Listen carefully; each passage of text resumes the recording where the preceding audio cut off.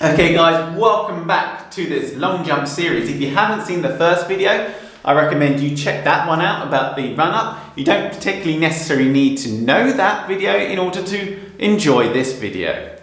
And in this video, we're going to be talking about the takeoff. Now, if you could smash subscribe, that would really help this channel out a lot. You can also check out our Facebook pages, one to do specifically on training, but also another one just on what the club does.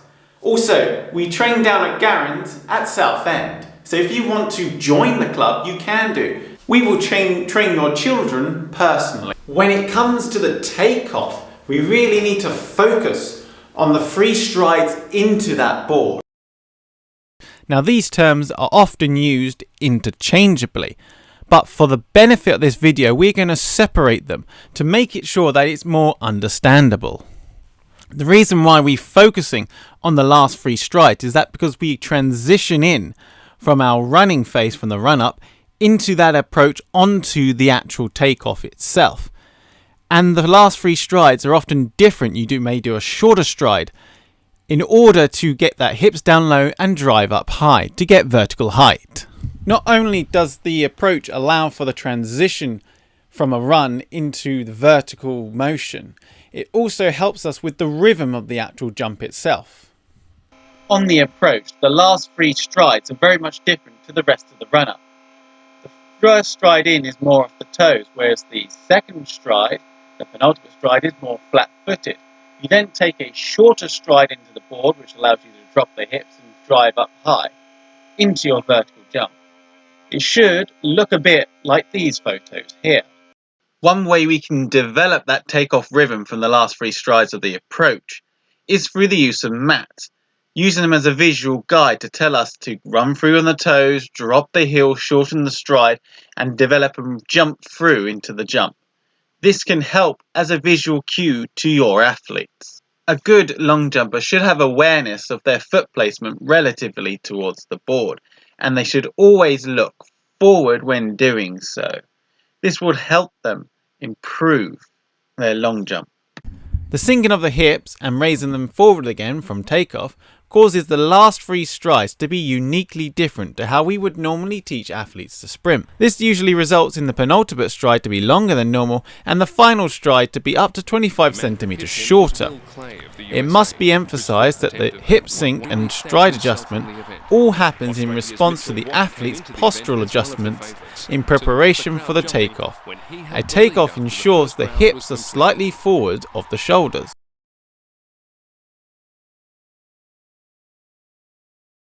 Puolelle. Jos puhuttiin, että Rees on kova kisaaja, niin katsokaapa tätä. Aivan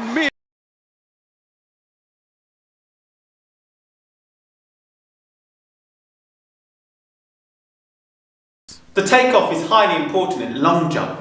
Basically, the more speed we can get into the board, the further and higher we can jump. Now, height is also important for the jump, because if we can get height, you can, in theory, get more distance, because the higher you go, relatively, the further you will go, because you're further off the ground.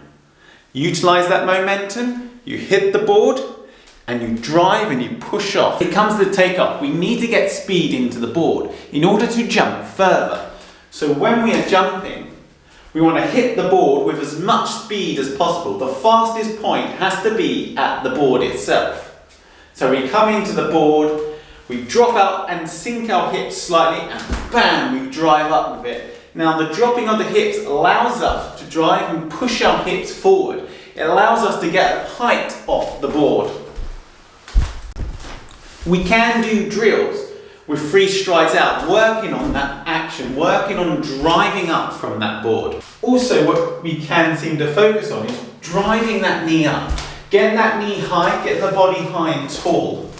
As we do that, that should help us get that height. Drop the hips slightly and pow. Now, there are two styles. I know the Americans like to really get low and drive up, but that can sometimes, that massive drop in your hips can also make you not jump as far, relatively than just a narrow one and coming up. It also depends on how strong that athlete is. and whether they can utilise that massive force and not collapse on takeoff. Now there are a number of exercises you can do, doing jumping lunges, that can also help. Trying to drive off a box with in this action, with your knee in the air, that also helps. To work in our run-up, we can use mats to help with the foot placement of those free strides and with the accuracy of the takeoff.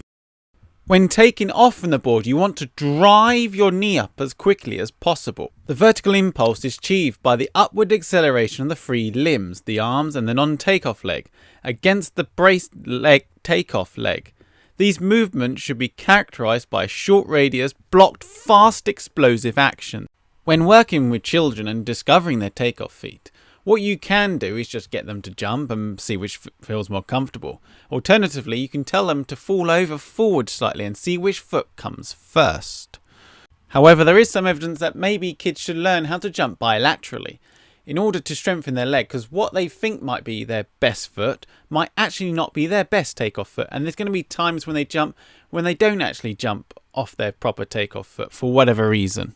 When the takeoff foot is placed on the board, it is slightly advanced to the jumper's hips and should strike the board on the mid-line. The head should be carried in a normal position in line with the spine and the eyes facing forward. Your head facing forward, not looking down. There are two schools of thought concerning how the takeoff foot should be brought into contact with the ground in the long jump.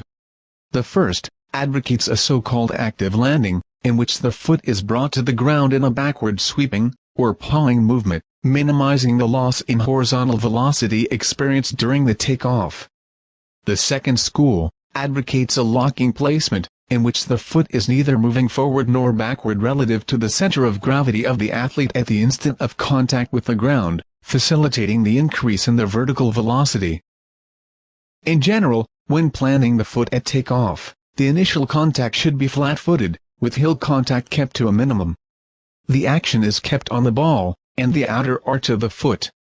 Either technique you utilise, you still have to use a dynamic down and back motion with the foot at takeoff. In other words, you got to claw the floor, claw the board and push up onto the toes, and this will give you the transition from your horizontal to your vertical. It is important to drive the free leg forwards and up at takeoff. Fully extend the hip, knees and ankle. This can be developed using lunges, jumping off a box into a pit, or even more advanced exercises like Russian horse jumps. Another area of the body that often gets ignored is your arms. Trying to drive up and get into this position with your chest forward, hips up, hips forward, chest forward, and driving the arms back. Driving the arms back in order to help generate the height. At this point in the long jump, it's all about generation of height going forward in that direction. The hitch kick action generally involves the athlete running off the board and moving their arms in a windmill action, or at least preparing to do so. There is a running technique action you come off the board, and there also is a half hang between the hitch kick. But more about that when we do the flight section of the long jump playlist.